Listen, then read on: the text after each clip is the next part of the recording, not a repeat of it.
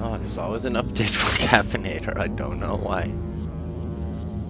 Caster Labs automatically updating stuff.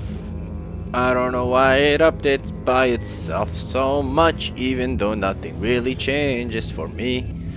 Alrighty. I hope you guys enjoy this singing as far as it goes. I'm not a good author or a good singer, so.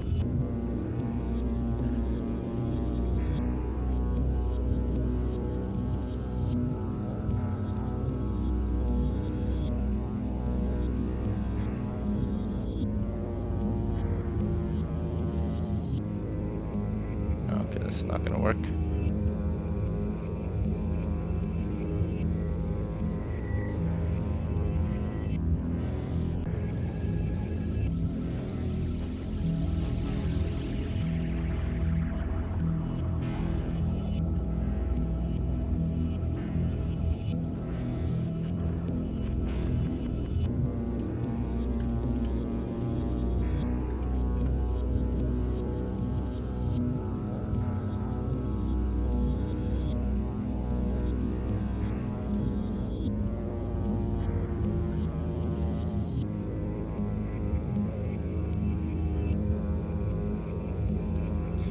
Okay.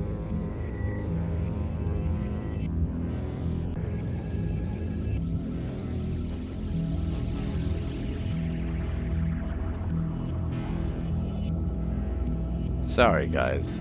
I know it's taking a little bit of time here, my bad. Open Twitch. Isn't this how most streams start off though? With some technical issues. Alright, I don't know how long I've been live for.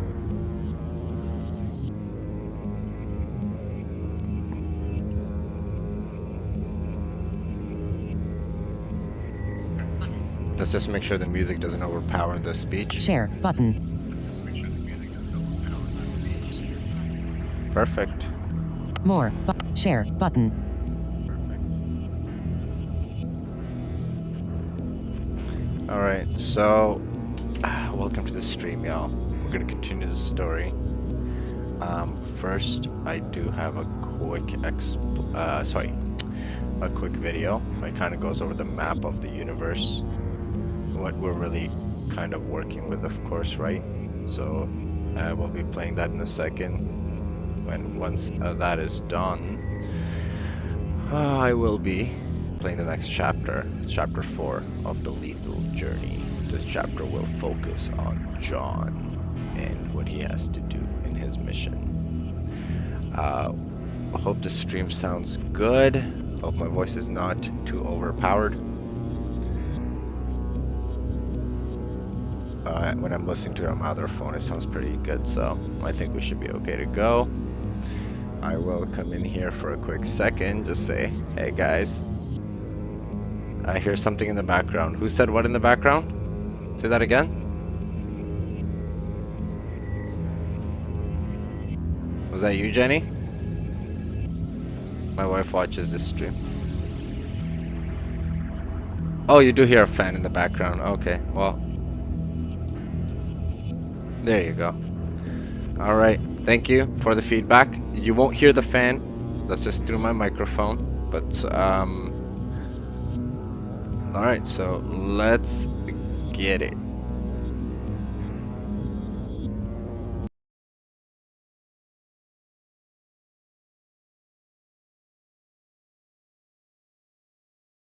Welcome back to The Explainer.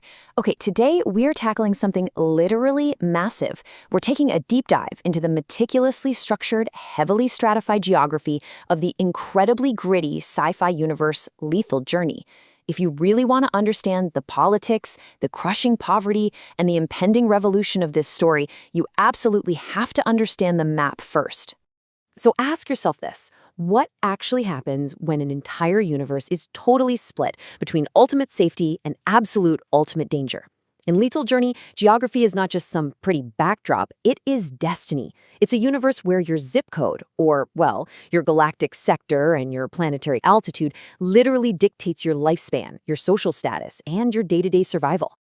Here's our roadmap for today. We're going to start big with the Grand Galactic Grid, zoom into Alpha 1, the homeworld, head out to Bravo 3, the frontier, look at the Sierra Alpha system, and finally drop down into the junk pile's vertical inequality.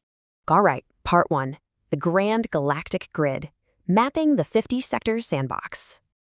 So, the very first thing to grasp here is that this galaxy, it is strictly structured. It's not some wild, free-flowing expanse. The solar governing body, that is the name of the central government, has chopped it up into a massive, rigid administrative grid consisting of exactly 50 distinct sectors. It's a universe totally obsessed with categorization and control. And here's how that administrative grid actually breaks down. You've got primary regions categorized alphabetically from alpha through delta, and they're numbered 1 through 9. Now picture this. Each of these 50 sectors holds about 5 solar systems. It is huge, right? But because it's so vast, the government literally cannot monitor it all, which means you end up with tons of unexplored territories, rampant interstellar piracy, and all these localized anti-government uprisings bubbling up. Moving on to part 2, Alpha 1, the homeworld, the insulated core. This brings us to the stark reality of Sector Alpha 1. This is the homeworld. It's the absolute seat of supreme galactic power. Now, it is extremely safe, but make no mistake, that safety only exists because of the overwhelming military might of the solar governing body. If you're lucky enough to live here, you exist utterly untouched by the chaos going on everywhere else, completely shielded behind an impenetrable wall of warships. Which takes us to part 3, Bravo 3, the frontier, the isolated periphery. The geographical tension driving this universe is just wild. On one hand, you have the opulent, ridiculous safety of Alpha 1. But then, you have Sector Bravo 3. Out here on the remote frontier, it is a completely different, terrifying reality. Supply lines from the homeworld? Erratic at best. Local outposts are basically left to fend for themselves against space pirates and massive underground rebellions. The Empire might claim they own this space, but trust me, they barely control it. The source material uses a phrase that really hits the nail on the head. It says the core is completely insulated from the lawlessness of the outer rim. In this universe, distance itself is literally weaponized. That massive void between Alpha 1 and Bravo 3, that's deliberate. It ensures the ruling elite never actually have to see, let alone deal with, the desperate, violent struggles of the frontier that they're actively exploiting. Okay, part 4. The Sierra Alpha system, deep in the hostile rim. Let's zoom in a bit. Inside this specific local solar system, 2 spots really show you the sheer scale of this isolation. You've got Sierra Alpha 1, which is where our main story unfolds, but then, sitting way out on the distant edge of this exact same system, you have Sierra Alpha 2. This placement is totally key. It shows that even inside a single, forgotten frontier system, there's a central hub and an absolute neglected fringe. And finally, part 5. Junk pile, vertical inequality, the planetary pressure cooker. Now, here's the thing. Nobody actually living on the ground calls it Sierra Alpha 1. To everyone there, its universal colloquial name is the junk pile. It is a forgotten trading world that's been stripped of its resources and completely neglected by the wider galactic government. It's an exhausted planet literally running on fumes. And its defining geographical feature is the arcology. You're not wandering around open landscapes here. The planet is defined by a massive, towering, closed-loop planetary superstructure. And the golden rule in arcology? Your entire existence, your social status, the air you breathe, your safety, is dictated 100% by altitude. It creates this terrifyingly rigid society. Think of it like a giant ladder. Step 1, at the absolute top, you have these pristine, sunlit summits. Opulent, clean air, absolute luxury. Moving down to step 2, you hit the middle maintenance shafts. It's dead cold, rusty, just endless metal conduits. And then, step 3, the industrial depths at the very bottom. You're dealing with toxic smog, deafening plasma forges, and automated drones that will literally execute you on site. It's basically a massive geographical descent into hell. Because of this extreme setup, altitude is absolutely everything. Up at the top, floating above the clouds in a protective hoverpod, is Governor Frederick, this incredibly paranoid 400-pound alien ruler. In the middle, you've got ambitious bureaucrats like 22-year-old Danielle desperately trying not to fall from grace. And down at the suffocating bottom, you have millions of serfs fueling that elite wealth, alongside characters like Adam, a 10-year-old scavenger prodigy who is literally teaching himself starship engineering in the dark just to survive. The divide is vast, and it is entirely physical. So you can see how this whole place is a heavily stratified powder keg, right? Well, the match gets struck on what they call arrival day. This delicate ecosystem gets thrown into absolute chaos. Sector General Franklin's badly crippled military fleet limps back from a border ambush, drops into the junk pile's atmosphere, and demands massive dry dock repairs immediately. And Franklin gives a panicking Governor Frederick a terrifying deadline: 5 days. He has exactly 5 days to cough up missing quantum drive components that the Arcology simply does not have, or he's getting executed. This strict window acts as a massive ticking clock. It forces the lower levels to run at a brutal 150% capacity. But, and here's the crazy part, it unknowingly provides the perfect Trojan horse. An underground rebel force piggybacks in the fleet's shielded waste containers, dropping straight into the lower shafts to ignite a massive, violent insurrection. Which leaves us with this final, incredibly provocative question. In a galaxy defined by cold mechanics and these rigid, unbending geographic hierarchies, from the hyper-militarized core of Alpha-1 all the way down to the toxic, forgotten depths of the junk pile Arcology, can the sheer force of human will actually break the machine? Think about how completely your physical location dictates your power in this universe. I highly encourage you to dive into the Lethal Journey source material to find out what really happens when the absolute bottom of the map decides to rise up. Thanks for exploring this universe with me today, and I'll catch you on the next Explainer.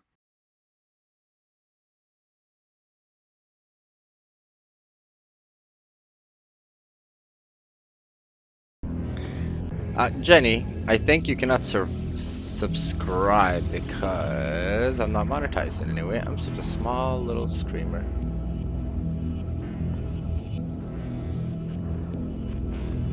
Sorry, Jenny. I wish you could subscribe. That'd be pretty cool. Can you see me though? I need more followers, Jenny.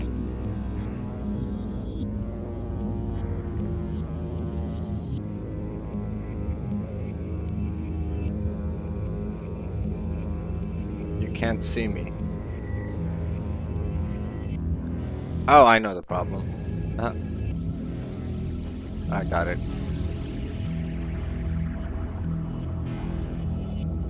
That requires some vision, Jenny, so that's something you're gonna have to help me with if you want. You're an amazing wife, so you probably would want to help me.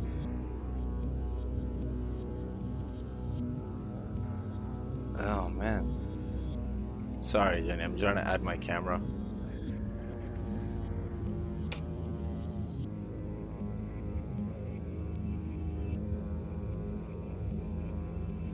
Yeah, my wife's pretty awesome.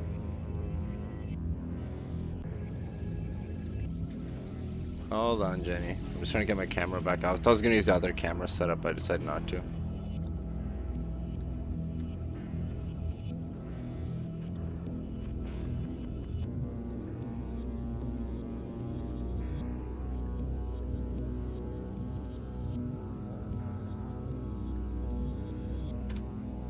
How about now?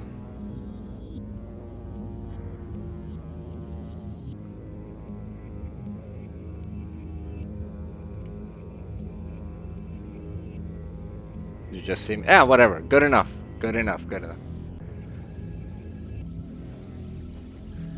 And that should be the chat. Alright, guys.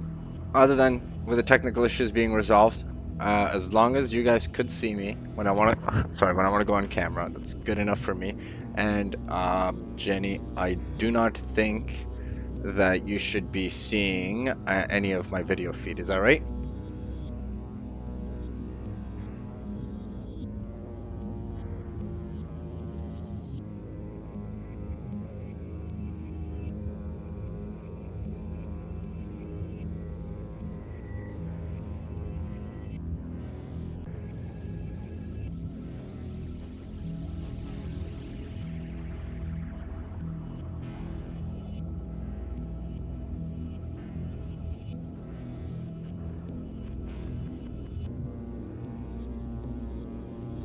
Sorry, I'm just waiting for all this stuff to get read out loud.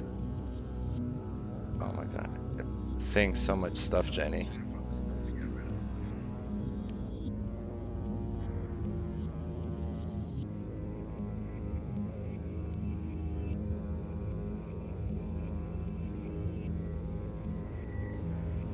Thank you, Jenny. Sorry, I had to wait through. Yes, thank you. Sorry, Jenny. That was me because I had my phone on. How about now? You should not hear any background at all.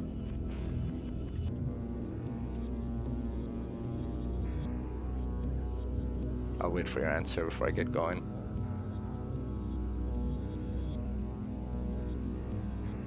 Jenny? Where'd you go?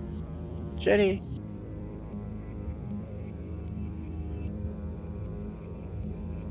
That's because you need to switch to the extended network, the EXT.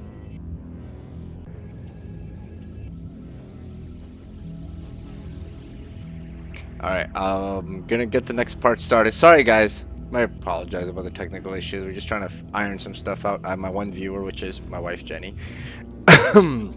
Right now she's pretty interested in the story, which I really appreciate it.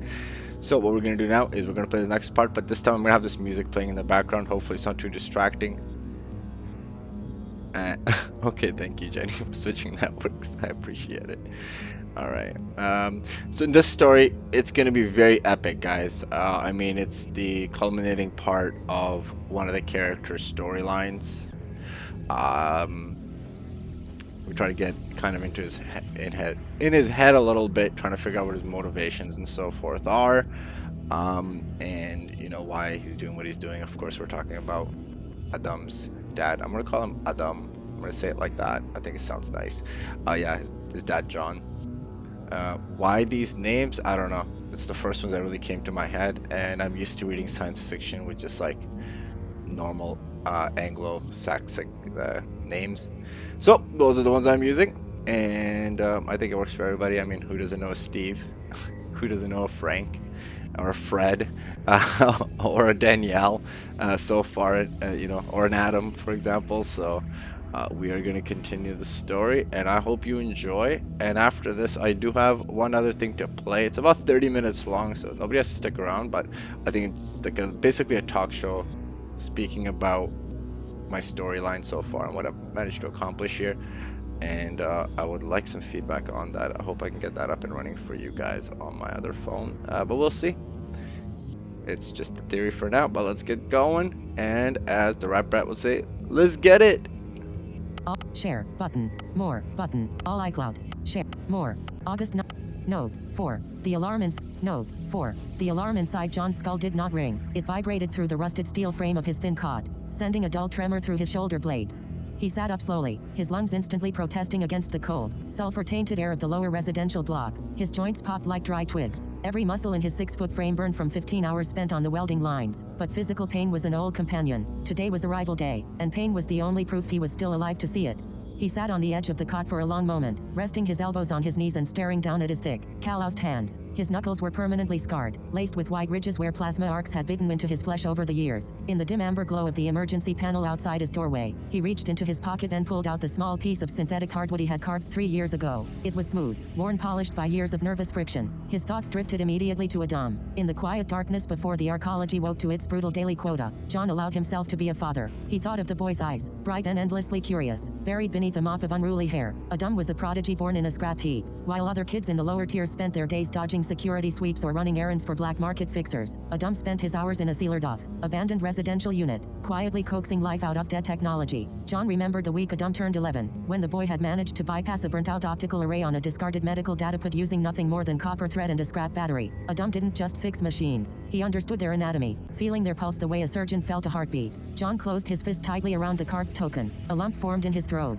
heavy and cold. He loved the boy with a fierce, protective desperation that terrified him far more than Frederick's enforcers ever could. Adam had a mind that belonged in the high-tire research sanctums, not in the toxic smog of the plasma foundries. John knew the odds of surviving what was to come today were razor-thin. If his blood had to grease the gears of this revolution, so be it. But his soul burned with a single, consuming prayer, that Adam would grow up strong enough to navigate the bloodthirsty politics of this arcology, intelligent enough to outthink the tyrants, and brave enough to shield his mother when John was no longer there to stand between them in the dark. John stood up, tucked the wooden token into his inner lining, and pulled his heavy, reinforced work jacket over his broad shoulder.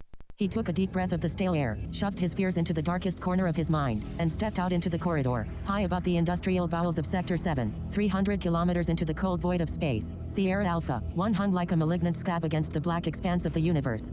From orbit, the planet did not look like a world. It looked like an abandoned slag heap left to rot by a forgotten god.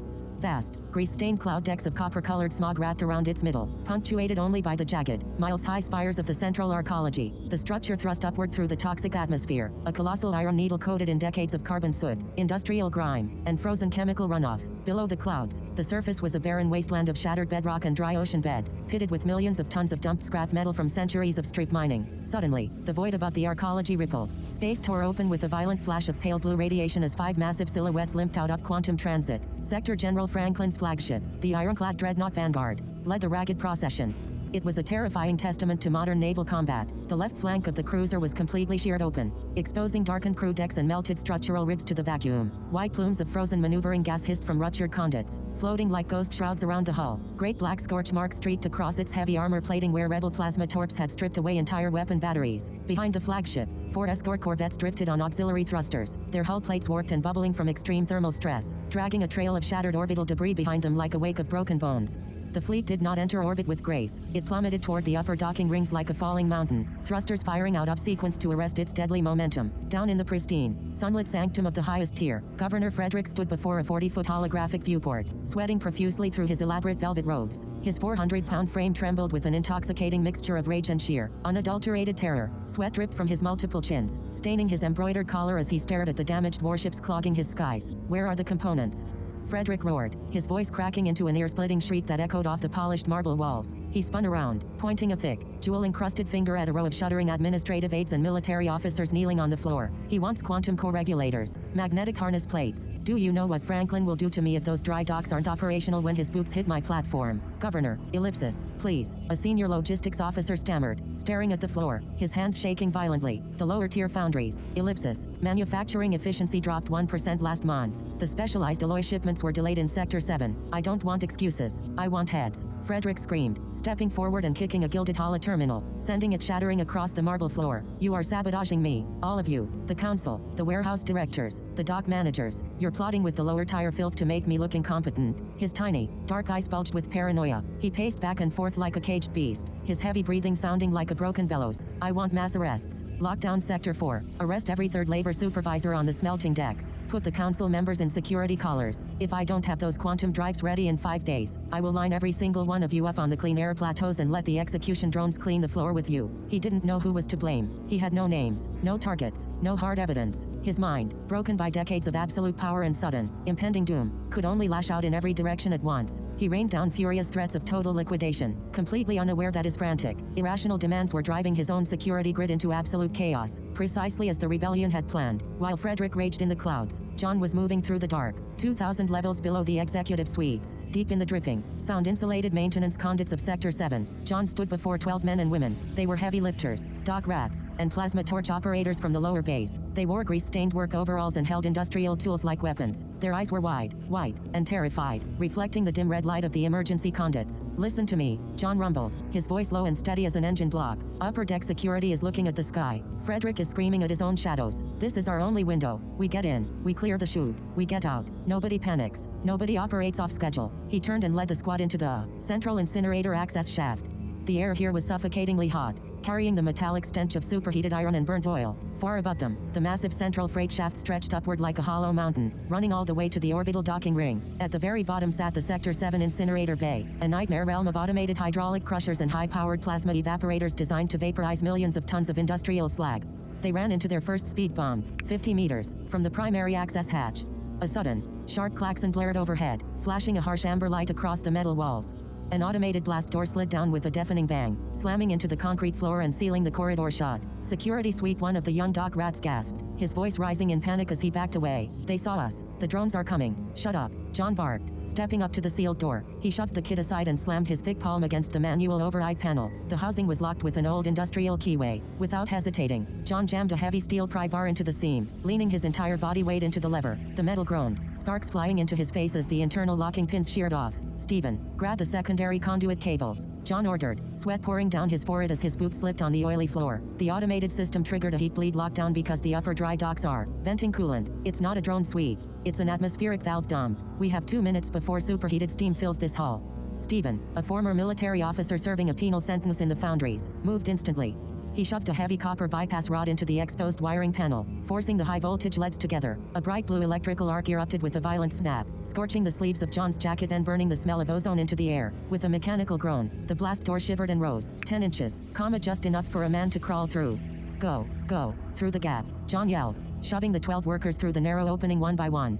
The air behind them was already shimmering with heat as the emergency steam vents opened up the conduit behind them. John squeezed through last, rolling onto the cold steel grating of the main freight chute just as a wall of roaring white steam slammed into the sealed blast door behind them. They were inside the incinerator bay. Above them, deep within the dark abyss of the central freight shaft, a sound like distant thunder began to roll down the iron walls. Orbital cranes have released, Stephen whispered, looking up into the darkness. The pods are dropping. The sound grew from a rumble to a deafening, terrifying screech of metal tearing against metal. 3 colossal, lead-line stuffed pods, each the size of a 2-story residential block, were plunging down the central shaft, gravity pulling them at terminal velocity toward the Sector 7 processing bay. They were designed to be caught by automated magnetic arresters, stabilized for 3 minutes, and then tipped directly into the grinding hydraulic crushers below. Positions, John roared, his voice cutting through the rising thunder. Get the plasma torches hot. We have 4 minutes from the moment those pods hit the gantry. The 12 local workers scrambled across the narrow catwalks, their knuckles white as they gripped heavy, pneumatic cutting rigs. Their faces were pale, bathed in the blinding orange light of the plasma core glowing beneath the floorboards. A second later, the world ended in noise. The first stuffed pod slammed into the magnetic deceleration cradle with an impact that shook the entire sector. A shockwave of rust, dust, and compressed air slammed into John's chest, nearly knocking him off the catwalk.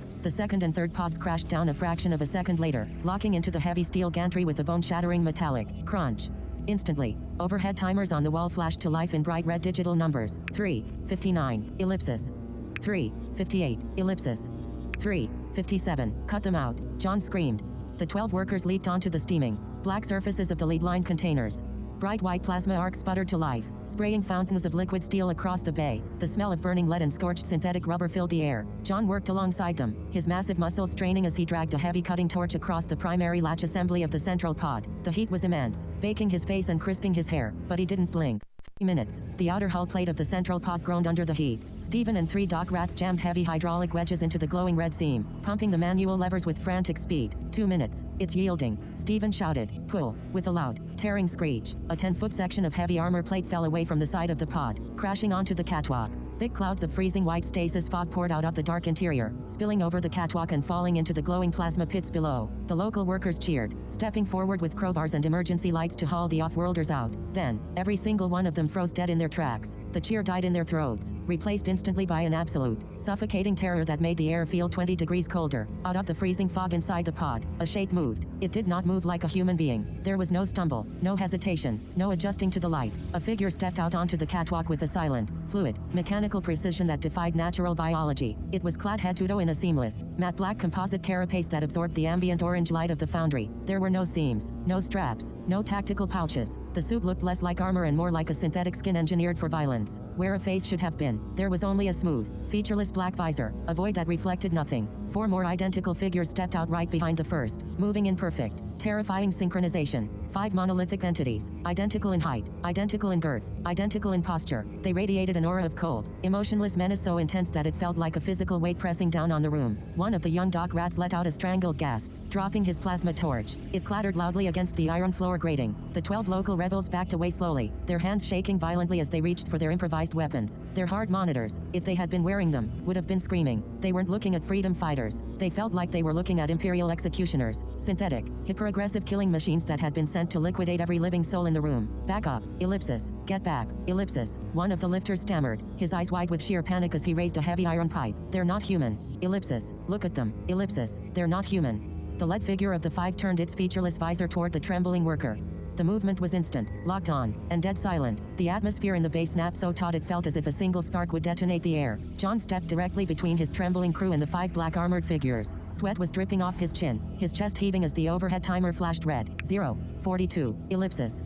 0:41, ellipsis. 0:40. He looked into the black void of the lead operative's visor. He could feel the hyper-aggressive threat aura pulsing off the squad. The deliberate, terrifying projection of absolute power meant to make every living creature in this galaxy bow down out of sheer survival instinct. Unit 07, John said, his deep voice heavy, steady, and unyielding against the roar of the machinery below. Welcome to the junk pile. The lead figure did not speak. It simply held John's gaze for 2 agonizing seconds as the hydraulic crushers above them began their heavy, automated descent. The digital display above the crushing mechanism flashed in brutal crimson. 0:39, ellipsis. 038, ellipsis. 037. The air in the Sector 7 incinerator bay was so hot it scorched the back of John's throat with every breath. Yet his 11 surviving dock workers stood frozen, paralyzed by a cold, primal terror. They did not see allies standing before them. They saw 5 faceless, matte black reapers wrapped in composite armor that absorbed the orange glare of the plasma pits below. To a dock rat who had spent his entire life cowering from Governor Frederick's low-tier enforcement droids, Unit 07 looked like the ultimate evolution of Imperial violence. Lower the iron, Marcus, John said quietly, stepping further into the gap between his crew and the 5 black armored figures. His deep, gravelly voice was low, devoid of panic, vibrating with a steady, paternal authority that instantly cut through the roaring hiss of the superheated steam vents. Marcus, a 20-year-old heavy lifter whose hands were shaking so violently his iron pry bar clattered against his belt buckle, swallowed hard. John, ellipsis, look at him. They ain't human. They came out of a stasis pod built for toxic slag. If they pull weapons on us, they are on our side. John interrupted, turning his head just enough to catch Marcus's wide, bloodshot eyes in his peripheral vision. Look at how they stand. Look at their posture. They aren't aiming at your chest, Marcus. They're covering the access hatches. They're covering us. John took a slow, deliberate breath, letting his own broad, 6-foot frame act as a wall between his terrified men and the off-worlders. In the dark, oil-slicked underbelly of the junk pile, John had learned long ago that fear was a disease that killed faster than a plasma bolt. If his team panicked now, they would fumble the retreat, trigger the thermal sensors, and end up smashed into bloody cubes beneath the descending hydraulic plates. I taught my boy a dumb rule the day he was old enough to hold a wrench, John said, his voice carrying over the mechanical screech of the gantry. His mind flashed briefly to the quiet face of his son, sitting in that sealed-off room miles above, surrounded by wireframes and dead circuit boards. The thought of a dumb was an anchor in his chest, heavy and unbroken. I told him, respect and gratitude. You respect people for who they are, and you show gratitude for what they've done for you. And in return, you demand they respect who you are, and show gratitude for what you bring to the table. John turned fully back to face the 5 identical, featureless visors of Unit 07. Sweat rolled off his brow, stinging his eyes, but his gaze remained rock solid. These people rode in the freezing dark of a slag container for 3 weeks, wrapped in lead shielding that would have melted their organs if the seals cracked by half a millimeter. John continued, speaking as much to his men as he was to the black, armored squad. They did that to bring us the keys to our freedom. That deserves our gratitude. And who they are right now, ellipsis. They're the only thing standing between us and an early grave. So lower your tools, pick up the gear, and get ready to move.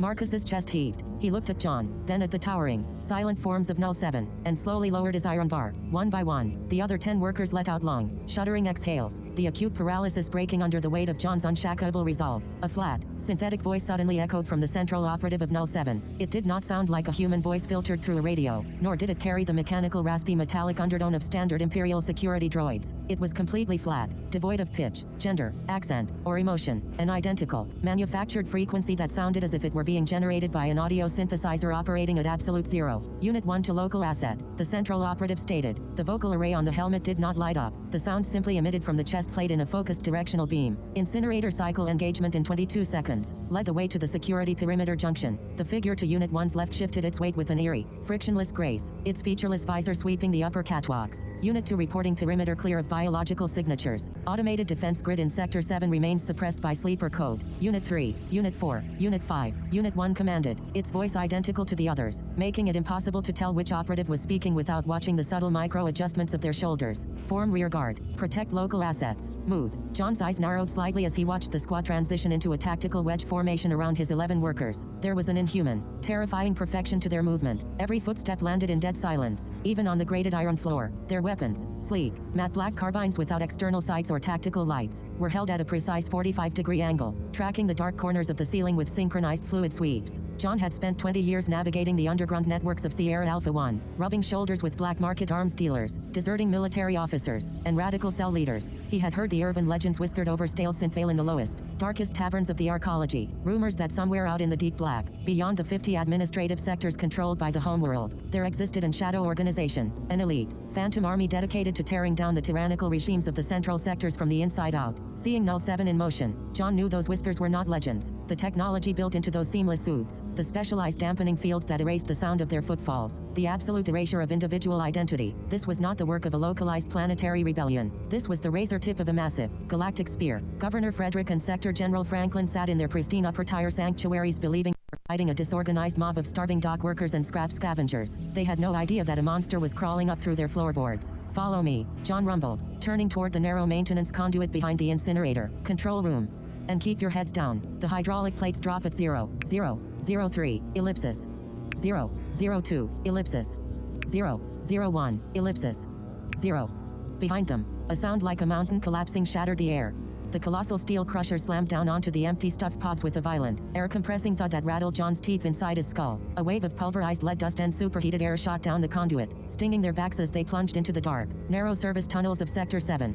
John led the pack, his massive shoulders scraping against the rusted, sweat-slicked walls of the conduit. His chest burned with a deep, tearing pain that had been building since his 15-hour shift began, but he ignored it. Every step he took was calculated. He knew every turn, every rusted valve, every blind spot in the Arcology's automated security grid. He had mapped these tunnels in his head for 5 years, preparing for this exact day. As they jogged through the subterranean darkness, the low, rhythmic thrum of the Arcology's heavy plasma foundries echoing through the rock above them, John's mind kept pulling him away from the damp metal walls. It pulled him back to his small, cramped living unit in the lower residential tier, back to his wife's tired, beautiful smile, and back to Adam. He remembered the day he had given Adam that small piece of carved hardwood he still carried in his pocket. Adam had been 8 years old, his hands filthy with grease after spending 5 hours trying to fix a broken water filtration pump for their elderly neighbor. The boy had been frustrated, tears streaking through the dirt on his cheeks because the rusted fittings kept cracking under his wrench. "Why do I have to fix it, Dad?" little Adam had asked, his voice cracking with exhaustion. "Mr. Henderson doesn't have any credits to pay us. He's just an old man who sits in the hallway." John remembered kneeling down on the cold concrete floor, taking the boy's tiny, grease-stained hands in his own massive, scarred palms. "We don't do it for credits, son," John had told him, looking deep into the boy's wide, amber eyes. "We do it because Mr. Henderson worked 40 years in the smelting pit so people like us could have air to breathe. That's called respect, Adam. You respect what he gave up for this floor, and when you fix his pump, he shows gratitude by sharing his bread with your mother. That's how human beings stay human down here. The moment we stop showing respect and gratitude to each other, Governor Frederick wins. The machine wins." John wiped a mixture of sweat and grease from his eyes as he rounded a sharp corner in the conduit. "I hope you remember that, boy," John thought, his heart aching with a fierce, suffocating love. "I hope you remember every word when the sky turns to fire. Hold. Unit 1's cold, synthetic voice sliced through John's memory. John instantly raised his hand, halting the line of workers behind him. They were standing at the threshold of a massive, circular junction vault. The air here was noticeably colder, carrying the sharp, chemical tang of high-voltage insulation and ozone. This was the primary security perimeter junction for Sector 7, a heavily armored hub that routed power, data, and security feeds between the lower industrial levels and the central vault deep within the rock face. In the center of the room sat the primary data terminal, a massive, cylindrical column of reinforced steel covered in glowing optical conduits and heavy locking clamps. It was the exact terminal where John had risked his life 36 hours ago to plant the sleeper device. Target identified. Unit 2 reported. Its featureless visor locked onto the terminal. Sleeper device status, dormant. System integrity at 98%. Unit 1 stepped forward, pulling a compact, silver interface module from a concealed housing in its forearm armor. Deploying off-world decryption key. Time to override. 2 minutes, 30 seconds. Make it quick, Stephen murmured, stepping up beside John, his hand resting on a heavy plasma torch strapped to his hip. The automated sweep routines in this sector reset every 3 minutes. If the main server detects a high-bandwidth data transfer coming from a low-tier terminal, it's going to trigger a hard lockdown. Unit 1 did not respond. It simply jammed the silver module directly into the core junction port. Instantly, the glowing blue optical lines covering the terminal turned a harsh, frantic purple. High-speed streams of encrypted code began cascading down the terminal's diagnostic screens, illuminating the dark junction room in a pulsing, unnatural light. For 60 seconds, the room was silent save for the hum of the data transfer. John stood near the entrance archway, his eyes scanning the dark conduits above them. His instincts, sharpened by decades of survival in the industrial depths, were screaming that something was wrong. The air felt too still. The ambient hum of the sector's cooling fans had subtly shifted frequency. Unit 3, John said, turning his head toward the black armored operative standing near the left tunnel. Check the primary relay line overhead. Is the power draw normal? Before Unit 3 could adjust its visor, a deafening, high-pitched screech shattered the silence of the vault. Red emergency strobes erupted across the ceiling, drowning the room in blood-colored light. From the heavy steel archways above the 4 entry tunnels, thick blast shields began sliding down with a violent, pneumatic hiss. Warning, an automated, synthesized female voice echoed from the ceiling speakers. Unusual data transfer detected on primary junction 7 Alpha. Counter-intrusion protocol engaged. Hard lockdown initiated. Automated defensive sweep deploying in 30 seconds. Damn it, Marcus yelled, lunging toward the exit tunnel as a massive steel blast door slammed shut, sealing off their retreat. The system caught the key. The key is working, Unit 1 stated flatly, its hands remaining perfectly still on the interface module as the purple code cascaded faster across the screens. Decryption progress, 40%. Override cannot be interrupted. If the module is removed prior to completion, the sleeper code will be permanently purged from the primary data bus. We can't stay in here, Stephen shouted, drawing his plasma torch as a heavy metallic grinding noise began echoing from the ventilation shafts above. Those are automated defense turrets in the ceiling. Once those hatches open, they'll fill this room with high-frequency laser fire. There's no cover in here. John looked at the terminal. The decryption timer on the silver module was counting down. 1:20, ellipsis. 1:19, ellipsis. 1:18. He looked at his 11 men, huddled together in the center of the room, their eyes wide with panic. He looked at Stephen, his loyal friend who had sacrificed his own freedom to help build this resistance. Then he looked toward the northern blast door, the door that led directly to the central vault where the atomic integrator was supposed to be resting. The blast door was descending rapidly, its heavy steel teeth just 2 feet from slamming into the concrete floor. If that door sealed completely, the electronic locks would engage, trapping them in the junction room to be shredded by the automated turrets, and the vault would remain sealed forever. Stephen, John said. His voice was no longer loud, it was soft, clear, and absolute. Stephen turned, looking at John. The color drained from Stephen's face as he saw the expression in John's eyes. John, ellipsis. No, don't look at me like that. We move together. The blast door's override mechanism is on the outside of the frame, John said, stepping toward the descending steel door. The main breaker is jammed under the primary hydraulic track. Someone has to lift the manual release lever and hold the high voltage bypass cables together from the outside so the door stays open while the decryption finishes. John, the high voltage line will burn you alive, Stephen yelled, lunging forward to grab John's arm. We can find another way. Unit 07 can cut through the door. Unit 07 needs every second to finish the decryption, John barked, shoving Stephen back with a single, powerful push that sent the younger man staggering. If they stop now, the sleeper code dies. The off-worlders die. Everything we built for 5 years disappears. John turned and looked at the 5 black armored figures of Unit 07. For the first time, Unit 1 paused, its featureless black visor tilting slightly toward John. Local asset John, Unit 1 stated, its synthetic voice remaining eerie and flat despite the red strobes flashing around them. Manual override of the secondary blast shield requires sustained physical contact with exposed 440-volt conduit lines. Biological survival probability is 0%. John offered a small, tired smile. The fear that had been lingering in the corners of his mind for weeks suddenly evaporated, replaced by a profound, serene clarity. He wasn't afraid anymore. He was a father, and his work was almost done. Tell my son, John said, looking directly into the black void of Unit 1's visor, that his father kept his word. Tell him to respect who he is, and never stop showing gratitude to the people who fight beside him. Waiting for a response, John dropped to his knees and slid his massive 6-foot frame under the descending edge of the heavy steel blast door, tumbling out into the outer corridor just as the door slammed down to within 3 inches of the floor. John, Stephen's voice screamed from the other side of the steel plate, muffled and desperate. Outside in the outer corridor, the automated defense grid was already waking up. 2 heavy, dual-barrel plasma turrets dropped from the ceiling hatches, 30 feet away, their targeting lasers painting bright red crosses across John's chest. John didn't look at the turrets.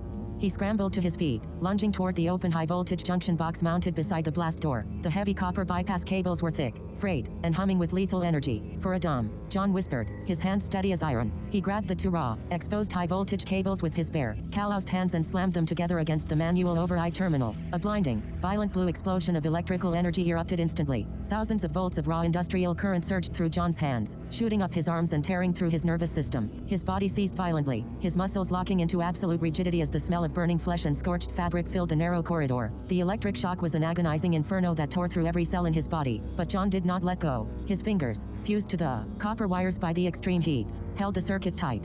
With a loud pneumatic groan, the heavy steel blast door shuddered, locked in place, 3 inches above the floor, refusing to seal shut.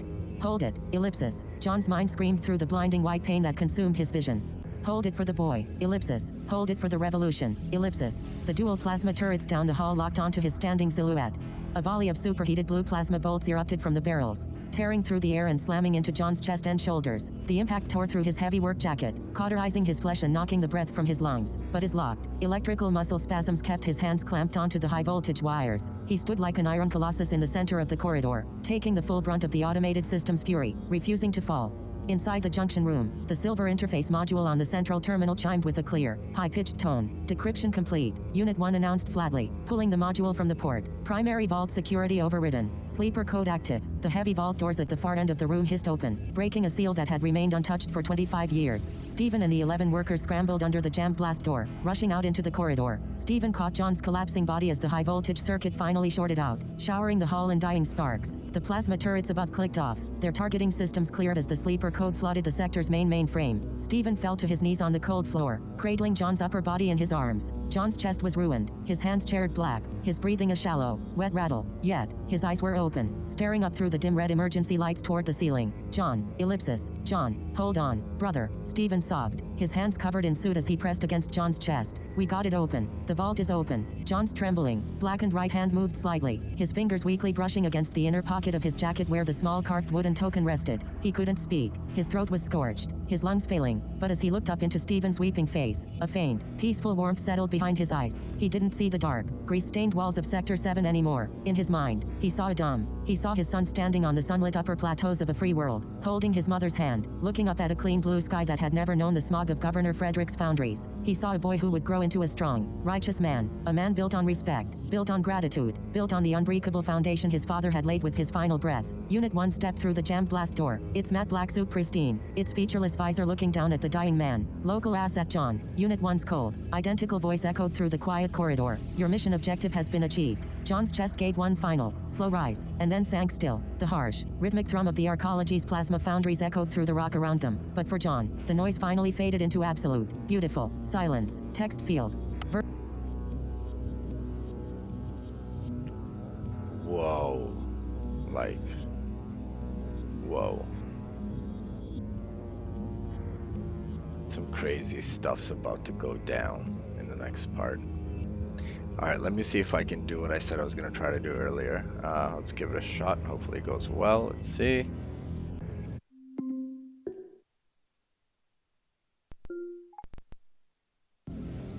Notebook, active. Notebook LM is now Gemini Note. Notebook LM is now. Let's go. But. Bang. Warning sign.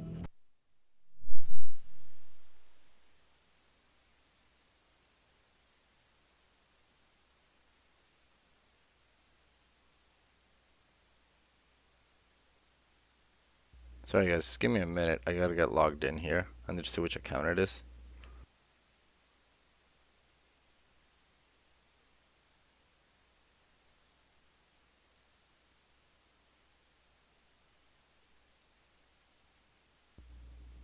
I'm still here though.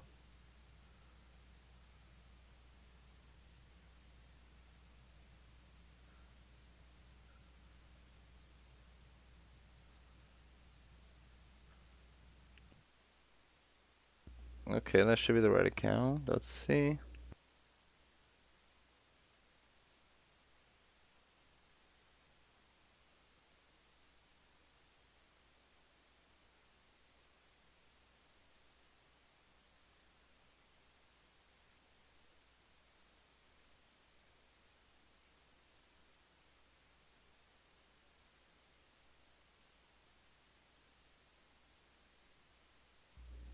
Alright, so yeah, I'm gonna have to play it off my different phone. Just give me a minute to get that set up.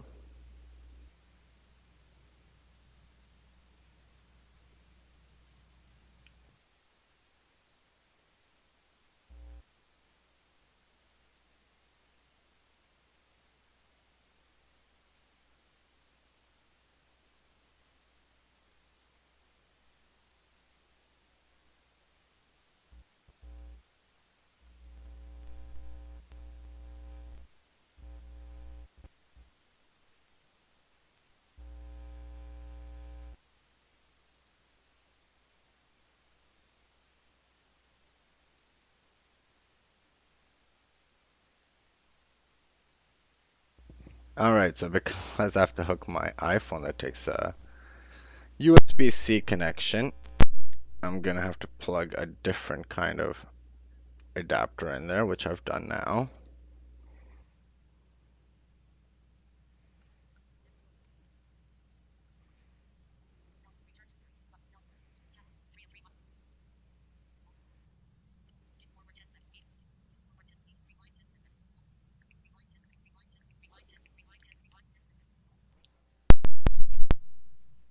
Media playback button. Media If playback. I asked you, sitting Speech there off. listening to this right now, Alright. how you would go about Alright, so this is basically a podcast that I've created which talks a little more about the lore of the story. I'm going to be back in about 25 to 30 minutes while this plays. I'm still around listening to the chat, so if you guys have anything to say, feel free to say so and I'll respond in the chat. Talk to you soon. Speech on. Speech off. destroying a heavily militarized planet-wide empire. Oh, you'd want an armada. Right. You'd ask me for an armada. You'd want, laser batteries, thousands of troops, Download Twitch and from the App like a Store. coordinated orbital strike. Naturally. But today's deep dive into the lore documents and the narratives from this incredible world-building project called Lethal Journey, it proves that you don't actually need a massive army. No, you really Download don't. You Twitch really from only the App need two Store. things. You need a commercial waste disposal schedule and a 1% drop in spreadsheet efficiency. Yeah, which is just mind-blowing when you really get into it. It is. So today, our mission is to completely decode the architecture of a society on the absolute brink of systemic collapse.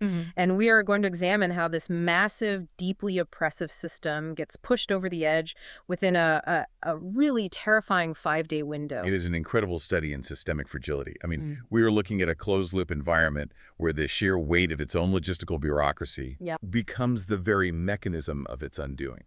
And to understand that bureaucracy, we really have to look at the setting first. Because all of our source material today centers on this place called Sierra Alpha 1. Right. Which is this forgotten trading world sitting way out in Sector Bravo 3. It's practically severed from the wider galactic government. Yeah, and the billions of people who actually live there, they don't even use that official designation. Well, They just call it the junk pile. the junk pile. Exactly. And this entire civilization, it doesn't span continents like we would think of a planet. Right. It operates entirely inside a single, massive, towering arcology. And the physical verticality of this arcology, it isn't just, a dramatic architectural choice for the lore. No, it is the defining structural reality of their whole society. Yeah, it is the literal physical manifestation of absolute inequality. Because up at the very top, like way above the cloud line, you have these pristine, sunlit summits. Oh, yeah. We are talking about synthesized, clean air, absolute luxury, opulent administrative sanctums. Yeah. It functions as a hermetically sealed bubble of pure isolation for the ruling elite. Right. But if you take, say, a high-speed freight elevator down just a few kilometers, Oh, man, the atmospheric differential alone is staggering. it's a completely different world. The bottom tiers are entirely defined by dead cold, toxic smog, structural rust, and just the deafening physical roar of these hazardous plasma forges. Yeah, the lore actually describes the air down there as smelling like raw sulfur and scorched copper. Wow. And wandering those lower industrial levels, you have these lethal automated defense drones Just patrolling. just patrolling. Yeah. You have billions of human laborers essentially living and dying in the dark, doing absolutely nothing but processing raw planetary materials to fuel the isolated wealth up in the clouds. Which brings us to the core thematic disconnect that really anchors all of our sources today. Yeah. It is a massive blind spot because the ruling elite at the top, they're managing macro-level crises. They are looking at planetary defense grids and, trade route monopolies. But the billions trapped at the bottom, Yeah. they are completely oblivious to any of that geopolitical maneuvering. They are fighting an exhausting, brutal daily battle just to find a functioning air filter so they can draw another breath. Okay, let's unpack this. Because if you want to overthrow a closed-loop superstructure like the junk pile, you can't just march an angry mob up the central stairs. No, absolutely not. They have automated defense grids that would vaporize organic matter in a microsecond. Right, you just be gone. Exactly. So how does the underground rebellion actually begin the collapse? Well, they don't detonate a bomb in a public square. Yeah, They right. introduce a statistical anomaly. Exactly. Across the entire arcology, the manufacturing efficiency drops. But it doesn't plummet. Right. It drops by exactly 1%. Now, wait, I'm struggling with this a bit because you know how in your line of work, if you were looking at a massive quarterly data report and you see a 1% variance, you might just chalk it up to seasonal noise or like a rounding error. Oh, 100%. It's margin of error stuff. Right. So if I'm a planetary ruler, why wouldn't I just, tighten security on the factory floor? Why is this a massive deal? Well, it's because of the psychology and the physical reality of the ruler himself. Okay. At the top of this hierarchy is Governor Frederick. He is a 400-pound alien ruler who governs from inside a hovering, heavily armored protection pod. Wow. Okay. And that pod isn't just for show, right? It is a vital life support system. Oh, so he's completely vulnerable without it. Absolutely. And because of that, he is absolutely consumed by systemic paranoia. Ah. When he sees a 1% drop in output, he doesn't see mechanical failure. His paranoia filters that data into evidence of administrative incompetence, or worse, a deliberate, calculated coup by his own inner counsel. Oh, wow. And because he is terrified of his own shadow, he immediately rolls the problem downhill. Yeah. He grabs a woman named Danielle, who is this 22-year-old, fiercely ambitious human bureaucrat who climbed the ranks a bit too fast. Yeah, she's a prodigy in the bureaucracy. Right. And he gives her a brutal ultimatum. He tells her to find the scapegoat for this efficiency drop in exactly 1 week, or he will have her executed. What's fascinating here is the sheer logistical brilliance of the rebellion's strategy. This 1% drop is a highly calculated, surgically precise sabotage campaign. Right. The source documents detail how operatives in the lower levels are introducing microscopic fractures into primary atmospheric scrubber valves. Wow. Microscopic. Yeah, they are quietly routing small, specific shipments of raw alloys directly into the incinerator chutes. So they're just burning the profits, basically. Exactly. And it is the exact threshold of failure required to induce administrative panic among the elites. Oh, but without tripping the algorithmic alarms that would trigger a full-scale, arcology-wide military lockdown. You nailed it. It's like an autoimmune disease. Ooh, I like that analogy. Yeah, but like perfectly calibrated. The rebels are making the body of the arcology attack itself just enough to cause a severe fever, but not enough to trigger the emergency life support systems. Right. If you're Danielle, how do you even fight an enemy that looks like a rounding error? Precisely. Because she is ordered to find a singular mastermind. But the enemy is actually 1,000 tiny, invisible cuts. Yeah. The rebellion forces the ruling class to look inward, to hunt shadows and turn on each other. Yeah. Which effectively blinds them to the true, massive threat gathering right beneath the floorboards. And the person coordinating this microscopic sabotage at the ground level is a guy named John. Yeah, John. Now, on paper, John is just a heavy laborer. He's a guy covered in plasma burns from working the lower welding lines. Just a normal worker. Right. But secretly, the lore describes him as a level 10 technological penetrator. Yes. And I want to clarify that because when I first read it, it sounded like a video game stat. Oh, I know. It sounds like an RPG class. Yeah. But it's not an arbitrary ranking. In the context of this universe's progression matrix, a level 10 designation means his localized knowledge and physical augmentations allow him to spoof the arcologies as root-level firewalls. Oh, okay. So he isn't just typing passwords. No.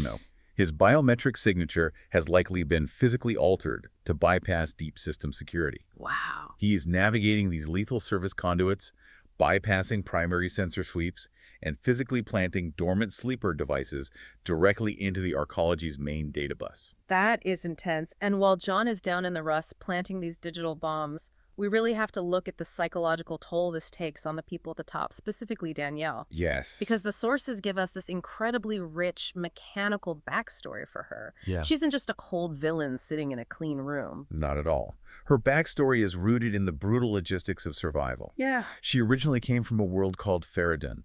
It was a vibrant, green, breathing world with blue oceans and emerald forests. It's the complete opposite of the junk pile. Exactly. And she had a childhood friend there named Genji, a brilliant kid who could reverse engineer any broken piece of tech. Right. The text mentions them finding an ancient, waterlogged atmospheric sensor in the mud, and Genji spending days manually rebuilding it just to understand the underlying mechanics of how it measured barometric pressure. That's such a great detail. But then her family tried to emigrate, right? Yeah. They pooled all their credits to buy passage on a transport vessel to the outer sectors. But halfway through transit, deep in unmapped drift space, the ship's reactor suffered a catastrophic containment failure.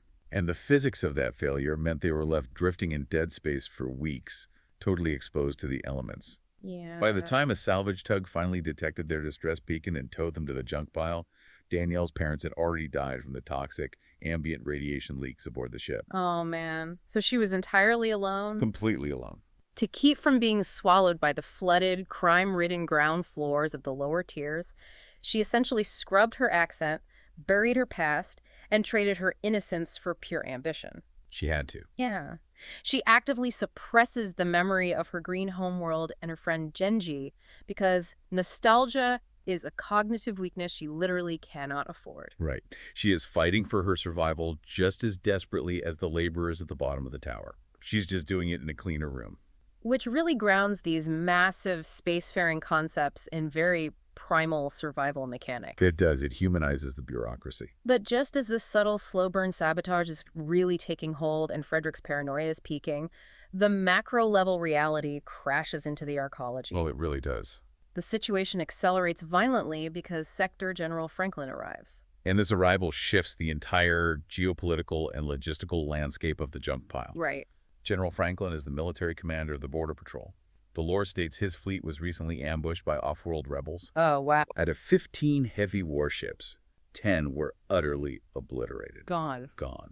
The surviving 5 are limping toward the junk pile, critically crippled. And he contacts Governor Frederick with an impossible logistical demand. Yeah, he does. He needs massive structural dry dock repairs and, crucially, rare magnetic core regulators for their quantum drive. Which is a huge problem. Right. Because without these specific regulators, ships cannot manipulate local gravity wells. They are permanently grounded. Yeah. And the junk pile simply does not have the industrial infrastructure to manufacture these parts. Not at all. But Franklin doesn't care about supply chain limitations. He gives Frederick exactly 5 days to produce the parts and prepare the dry docks, or he will publicly execute the governor. 5 days.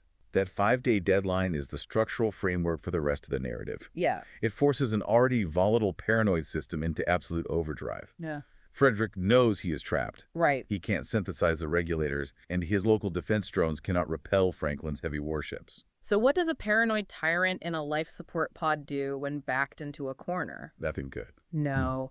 He orchestrates a horrifying public spectacle to manufacture an illusion of control. Yeah. Frederick takes 3 high-ranking inventory council members and has them literally executed by rusted maintenance drones. Brutal. It's awful. And then he has his guards arrest 100 top factory workers from the lower levels, drag them all the way up to the pristine, sunlit, clean air plateau at dawn, and executes them simultaneously. It's a calculated, desperate mechanism of terror. Yeah. By doing this, Frederick is forcing Franklin into a reluctant political stalemate. Oh, I see. He's demonstrating supreme ruthlessness, proving that he controls the population and the underlying infrastructure. He is essentially daring Franklin to burn the whole planet down. Which would mean Franklin never gets his ships fixed. Exactly. Wow. But while the military leaders are locked in this macro-level standoff, the rebellion is executing an absolute logistical masterstroke. Yes, they are. Because General Franklin's arriving military convoy, it is unwittingly acting as a Trojan horse. If we connect this to the bigger picture, it is the ultimate systemic irony. Yeah. The Empire's own heavily armored military apparatus is being used to smuggle the primary invasion force right past their own planetary defense sensors. Okay, when I read this part in the sources, I had to stop and reread it to understand how this was even physically possible. It's wild. It really is. The rebels are hitched to the blind spots on the lower hull of Franklin's flagship inside these massive lead-lined waste containers. Right. In the lower tiers, they call them stuff pods. Normally, these are used to haul highly toxic industrial slag out of the system. And the logistics here are crucial. Okay. Because these pods are heavily shielded with dense lead to prevent industrial radiation from leaking into space, they are also completely opaque to the arcology standard biological and life science scanners. Oh, wow. Yeah. The planetary defense grid looks at the flagship, scans the hull, and registers those pods as inert toxic mass. Right. But how do human beings survive in pitch-black trash cans hitched to the outside of a starship for weeks in sub-zero dead space? Well, the text explains that the extraction team inside survives by intentionally inducing a chemical cryogenic coma. That sounds dangerous. Oh, incredibly. They slow their heart rates down to roughly 1 beat per minute, effectively turning themselves into biological cargo. Wow. This minimizes their oxygen consumption and completely masks their thermal signatures, fooling the ambient temperature sensors on the flagship's hull.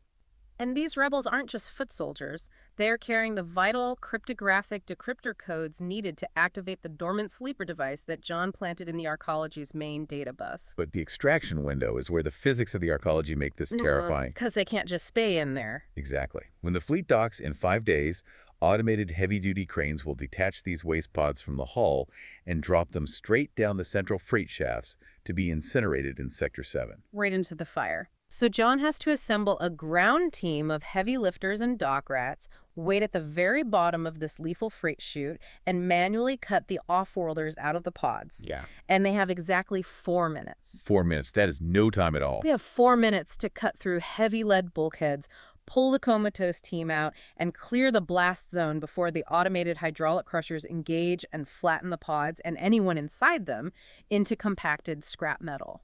Think about the rigidity of bureaucratic systems in your own life. Oh, sure. When a system is entirely obsessed with strict automated processes like an automated waste disposal schedule running on a fixed timer, it creates massive logistical blind spots. Yeah, that makes sense. The ruling class relies so heavily on their algorithmic security grids and rigid protocols that they never stop to think an enemy might exploit the physics of the garbage chute. It perfectly illustrates how strict adherence to protocol is actually a fatal vulnerability. The Arcology's defense sensors are calibrated to look for unauthorized quantum signatures and approaching armadas. They are not calibrated to look at the trash. Meanwhile, as the military preps for a planetary standoff and the rebels prepare for this physics-defying 4-minute extraction, Yeah. the actual future of the planet is quietly being built by a preteen in the forgotten depths of the junk pile. Yes. We shift focus to Adam. He is John's son, roughly 10 to 12 years old, Right. and he is driven entirely by a desire to alleviate his parents' suffering. He watches them work these grueling 15-hour shifts on the welding lines, coming home physically broken and covered in thermal burns. It's heartbreaking. It really is. And he wants to engineer a way to save them. So he begins this incredible digital awakening. And his physical journey through the lower levels requires an intense understanding of his environment. Yeah. The source documents detail him navigating these lethal utility bridges. Imagine having to cross 200 feet of empty space over a pitch-black industrial chasm. Just one slip and you're gone. Right. And he is walking on a razor-thin gridiron floor meant only for magnetic maintenance droids, Wow. while the ambient heat venting from hidden generator manifolds pushes the surrounding air temperature into the high 90s. And he's doing this just to reach a heavy reinforced maintenance hatch. Yep. But it's sealed by a biometric locking plate. Now, Adam doesn't have a military-grade cyberdeck. He has a cracked data pad he salvaged from a recycling chute. It's basically garbage. Yeah. So he strips a fraying interface cable to expose the bare copper filaments and literally jams them into the data pins of the lock. It is a raw, primitive hack based on physical engineering rather than software coding. Okay. When the lock system detects the unauthorized intrusion, it initiates a hard lockdown. Uh-oh. In 3 seconds, the automated defense protocols are designed to trace the feedback loop and dispatch lethal perimeter defense drones units equipped with rotary plasma cannons that will vaporize a target instantly. So how does a 10-year-old beat a military-grade Counter-Strike? He has to think outside the box. Yeah, he doesn't try to outcode the firewall. He executes a dirty brute force routing trick. He severs the primary data line and manually short-circuits his datapad's internal power cell. Right. He dumps a massive, unregulated surge of raw voltage directly down the interface cable. It's a suicidal gamble. If the voltage arcs backward, it stops his heart. But it works. It works. The surge overloads the lock's physical relays before the software can dispatch the drones. Lock blows open, and he scrambles into an abandoned residential unit that was sealed off a decade ago. And this abandoned unit is an absolute goldmine for a scavenger. Oh, I bet. Because it was hermetically sealed off during a sector breakdown 10 years prior, it hasn't been stripped by other scavengers. Right, it's untouched. He manages to salvage pristine micropower regulators and clean data bridges. He uses these components to fully rebuild his cracked data pad, hardwiring it to push its processing architecture far beyond its original factory specifications. He also finds a massive offline data library inside the apartment, and he boots up a flight simulator from the library. But the lore makes it clear this isn't a video game. No, it's a training tool. Yeah, it is a highly realistic, interactive virtual engineering workspace. It displays a complex wireframe schematic of a wrecked atmospheric shuttle. The hull is buckled, the life support matrix is fried, and Adam controls this tiny, squiggly avatar in the simulation to manually repair the ship. The mechanical detail here is incredible. It is. Every time he figures out how to physically rewire an auxiliary power bus around a blown capacitor bank in the simulation, he's directly building his real-world engineering intelligence. Yeah. He is learning the intimate nuts and bolts anatomy of how advanced starships manage thrust, gravity and life support. Here's where it gets really interesting, because there is this beautiful poetic parallel happening. Oh, definitely. Up in the pristine towers, Danielle is desperately hunting the security archives, trying to find the hardened rebel mastermind causing the 1% efficiency drop. But the Whisper anomaly reports she keeps finding from the middle-tier maintenance supervisors aren't about a rebel commander. They describe a 10-year-old kid with an uncanny genius for electronics, slipping through sealed hatches by short-circuiting locks with salvaged copper. And those specific reports triggered Danielle's deeply suppressed memories of Genji, our childhood friend from Faradun, who used to rebuild barometric sensors in the mud. Wow. Adam is essentially the ghost of her past reaching out across the vertical gulf of the arcology.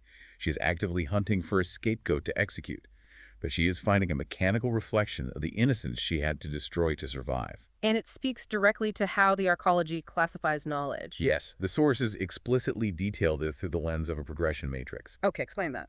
Well, the ruling system of the junk pile is rigidly vertical. You stay in your tier, you only know your specific job function. Right. But Adam's knowledge is localized and horizontal. His high intelligence and dexterity stats come from reverse engineering fried circuit boards and physically scaling cable webs. Ah, I see. It allows him to move horizontally across sealed sectors and vertically through the data networks, completely outside the established algorithmic rules. He is unknowingly arming himself with the exact mechanical knowledge required to pilot the vessels that will eventually become the centerpiece of the coming revolution. Okay, so we know Adam is acquiring the knowledge to fly, and John is gathering the heavy lifters to physically crack open those stuff pods. Right. But that brings us to the actual payload. What is the ultimate goal of the rebellion, and who exactly is inside those freezing, lead-lined waste containers? This is where the localized ground-level rebellion intersects with a much larger galaxy-shaking ideological war. Oh, wow. The team inside the pods is designated Unit 07. They are an elite, hyper-aggressive external extraction squad. And the physical description of them is absolutely terrifying. Oh, it is. The unit consists of 4 surgically altered human clones and 1 alien known as Echo 6, or the Blank. Through extreme, highly invasive surgical modification, all 5 of them share identical artificial bodies and featureless, hermetically sealed environmental suits. Yeah, they have completely erased their original genders, species markers, and facial identities. But their appearance is a highly intentional psychological subversion. Right. They project this terrifying, faceless, stormtrooper-like presence because, in their wider universe, the Galactic Empire only respects and responds to extreme fear and extortion. Exactly. But their true underlying ideology is radically opposed to the Empire. They are fighting for an end to forced labor, for abundant resources for all species, and for peaceful coexistence. They recognize that the billions of laborers suffering at the bottom of the junk pile are victims of the exact same greedy administrative elites who destroyed Echo 6's civilization. Right. Because as it turns out, there is a massive dark history here tying the macro and the micro together. This raises an important question. Why is Unit 07 actually here, risking a cryogenic coma in a trash pod? What is the physical prize? Right. What are they after? They aren't just here to assassinate Governor Frederick. John's sleeper device, the one he planted in the main data bus, is programmed to open a highly classified, heavily shielded vault hidden deep within the arcology's foundations. Yeah. And that vault was built specifically to house the atomic integrator. The ultimate technological prize. Yeah. The atomic integrator is an ancient alien matter conversion device. We are talking about a machine that can transform any raw material into any physical object by entirely resequencing its atomic structure. That is insane. You put in toxic slag, you get a pristine micropower regulators or food or clean water. It bypasses all standard manufacturing, supply chain, or resource limitations entirely.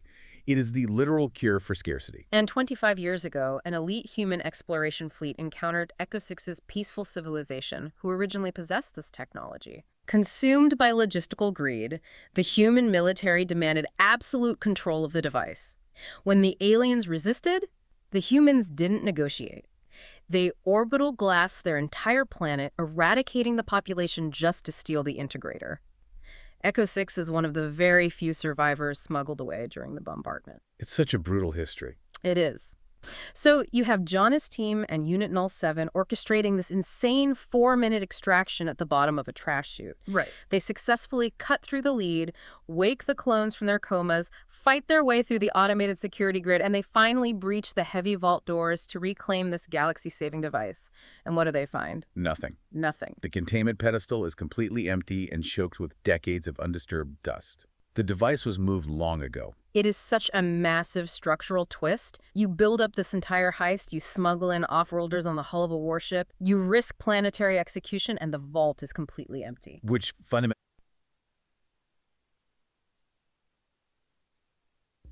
All right. Well, that's getting a little too far of really where I want it to be, so we're gonna have to go back Speech to on that. portable. Notebook. One Active. second. Actions available.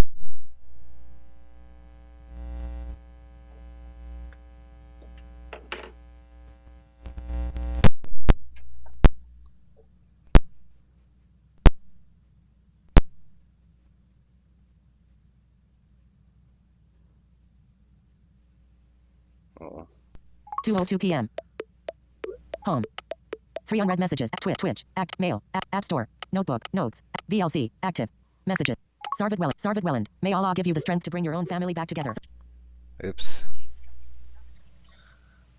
That. Yeah.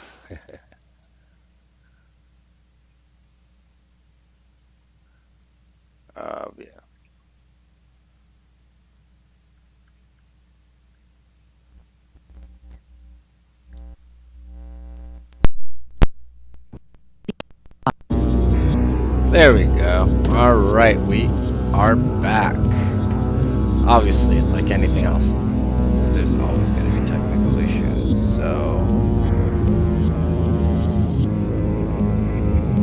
what I'm going to try to do now is get a video uploaded. Does it sound weird, Jenny? Is the music too loud?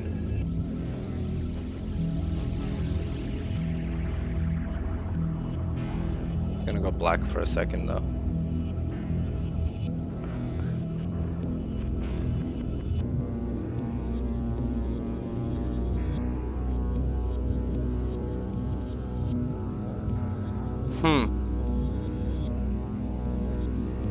Open Twitch.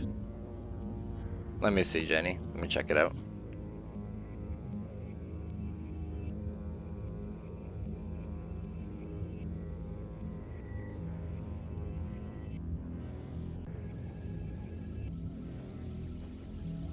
Let's test it out, Jenny. I'm just trying to listen on my other phone.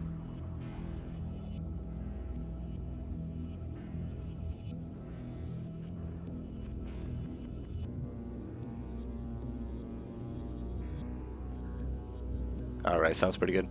And there you go. You should be able to see me. So, what I'm going to try to do next is I have a video that I'm going to try to play, if it's going to work.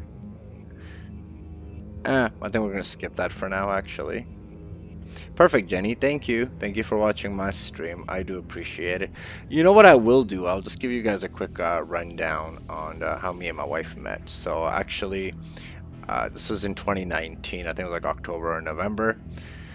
And me and my friend were going to a random bar that I had never been to. And as soon as I walked in, because my friend was guiding me at this point, this was 6 years ago, but I was still really blind, obviously. So we walked into the bar, and I was holding on to his elbow basically because he's guiding me. I don't have my cane in my hand. It was in my pocket. It was like an identification cane. It's a lot smaller, more portable. I like it more. And then she is working at the bar. Obviously I can't see how she looks or anything, but I heard her voice and it sounded pretty cute. And she's like, "Sir, are you I was about to order a drink." She's like, "Sir, are you driving?" I'm like, "No, I'm blind." And then I whip out my ID cane, I extend it, and I'm like, "Look, I'm blind, And she's like, okay. So from then on, she just she made a couple jokes. I just randomly made me laugh a few times that night. And then in the future, I started coming there more. We started hanging out a little bit. And then, all the lockdowns and all that stuff happened. She moved in with me. This was back in Mississauga. We lived in that condo for, I think, like a year. Ended up renting that place out. We moved to another city called Welland. and rented another house there with one of her friends. We lived there for about a year. And then we eventually bought this house in Niagara Falls in 2022. We've been here, well, we've owned the house for 4 years. It was rented out for a year and a half. We moved to Nova Scotia for, I think it was like 18 months just to help out some family for a little bit. Our renters over here eventually did want to move, so you know, we said, okay, fine. Our lease in Nova Scotia at that point was done anyway, so we did come back. Back on, I think it was January of this, no, late December of 2025. So we've been back in our house. This house, it was a 4-level side split. We're the second owners. It's from 1968, I believe. And what we did is downstairs, it is like a side split. Basically, we have 4 levels of living in here. So we put in an extra bathroom upstairs. Opened, designed the whole middle area, bar and everything. So eventually, when we do a live stream with me and my wife, I'll show you guys around and you can see. And I'll save that on here. And yeah, put another unit down there. So we did have 2 units right now. It's just sitting empty. We just use it as a guest suite, so it's pretty nice just to have when we might need it in the future, of course. Other than that, I work for a big company, and I've been working there about 10 years. I started at a movie theater when I was, what was I think it was back in 2010. It was my first job that I ever got, so I was fresh out of college, human resources diploma in hand, ready to get into that human resources workplace. And as soon as I came out, everybody basically said, hey, you know, if you want an entry-level job, you need 3 this is ridiculous. You need 3 years of experience in the workplace. I was like, how do you get 3 years of experience in the workplace when it's your first job, right? So I went through this awesome company called The Bennett Edge in Brampton, Ontario. They got me a job at a AMC movie theater, and I worked there for a year. Was literally started with like 4 hours a week. Minimum wage I think was $10 an hour at the time, and I worked there for 2 years. About a year into working there, they got bought out by AMC. Sorry, Cineplex. I mean, AMC got bought out by Cineplex at that time, so they switched ownership. I stayed there for another year. Near the end of it, they got me a job working cable technical support for a large cable company here in Ontario. Through like a contractor or like a second level, basically, not in-house. So again, I think it was like $12 an hour, but that was a full-time job. So I was typically on 5 days a week, waking up at like 4:30 in the morning, get ready, go to walk up the block when I could still see more, hop on the bus, take that down to Lakeshore, which is about a 25-minute bus ride, I think it was. Take a GO train from there to all the way to Burlington, which I think was roughly about 35-minute trip maybe on the train.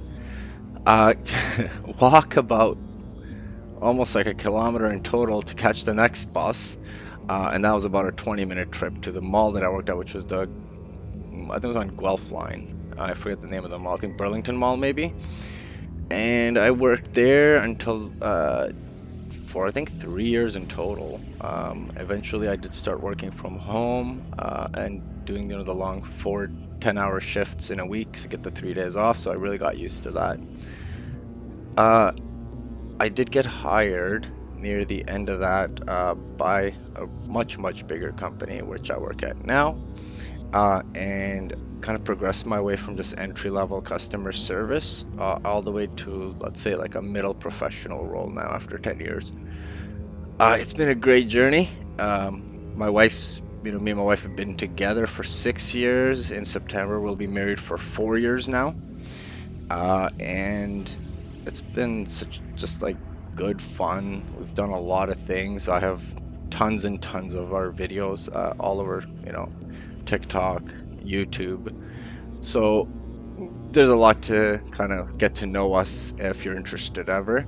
I will continue to obviously work on this book and story/game that I'm doing. I'll try to intersperse it with other media that I generate related to my universe.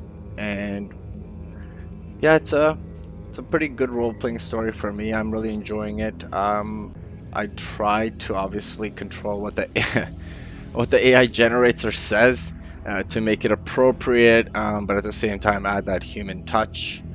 And I hope you guys do end up enjoying it. All right, well, I gotta go. Got a bunch of stuff to do today. Hope y'all have a great day, and